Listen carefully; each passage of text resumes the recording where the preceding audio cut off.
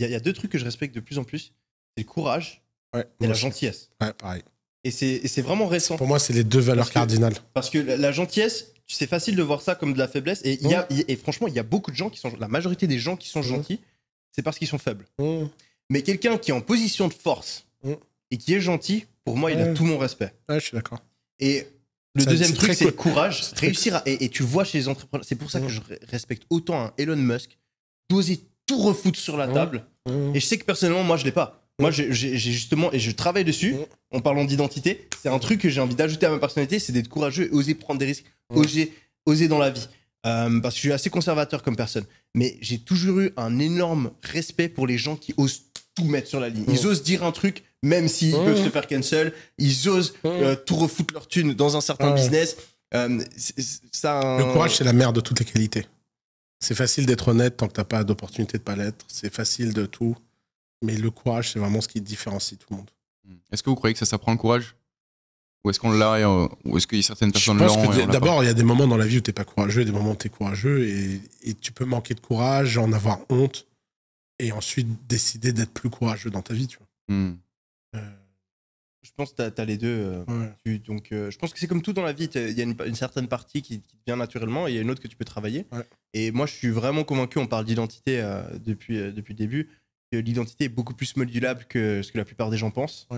Et que dès le moment où tu casses ce truc où tu te dis « Ah, je suis une personne comme ci » ou « Je suis une personne comme ça », dès le moment où tu fais ce travail profond de... En fait, il y a beaucoup de gens qui comprennent pas ça. Je me renseigne de plus en plus, on en parlait avant, sur le pouvoir de la visualisation, de l'esprit, etc. C'est un truc qui m'intéresse. Et cette année, en tout cas l'année prochaine, j'ai envie d'aller lire tout ce qui existe là-dessus et de même tester des trucs sur ma personne.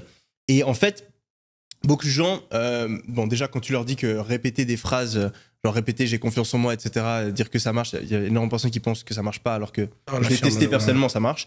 Et ensuite, vraiment ce qui marche encore mieux, c'est pas juste de te répéter des phrases, mais c'est de réattacher certaines qualités avec des histoires de ta vie qui le confirment. Donc par exemple, si moi j'ai envie de dire que je suis courageux, je vais me dire ah Yomi, t'es une personne courageuse parce que, et je vais me rappeler de toutes les fois où j'ai fait preuve de courage dans ma vie. Et à l'inverse, je vais essayer de supprimer de mon esprit toutes les fois où j'ai pas fait preuve de courage. Et en fait, quand tu analyses une personne qui a confiance en elle et une personne qui a pas confiance en elle, ce que tu remarques, c'est que la personne qui a confiance en elle, elle va justifier ses échecs par des circonstances externes et s'attribuer le mérite de tous ses succès. Alors que la personne qui n'a pas confiance en soi va faire l'inverse. Ce qui fait que tu peux avoir deux personnes qui ont exactement le même niveau de succès, une personne qui a énormément confiance en elle et une autre qui ne l'a pas. La seule différence, c'est que la personne qui a confiance en elle, elle a sélectionné les bonnes mémoires et les a réattachées à ses qualités, alors que l'autre l'a pas fait. Et donc, en fait, quand tu fais ces visualisations, tu fais ce travail-là. Et c'est comme la méditation, tu fais un travail intensif pendant 10 minutes, et après, le but, c'est que ça se répercute sous tes pensées de manière un peu plus générale sur toute ta journée. Et là, le but, c'est de faire la même chose, et j'essaie de le faire, moi, tous les jours, je me balade, et je repense, voilà, typiquement, là, j'ai envie d'être encore plus discipliné, donc je me dis, je suis discipliné, et je pense à tous les trucs vraiment disciplinés que j'ai fait dans ma vie, et je pense que ça a marché sur moi. Ça, c'est vraiment le truc, l'organisation, et on me l'a dit sur beaucoup de podcasts que j'ai fait. Ah oui, Yomi, comment tu fais pour être une personne aussi organisée? Et la première fois qu'on m'a posé cette question, j'étais là, j'ai eu un petit moment où j'étais là, putain, tu l'as fait.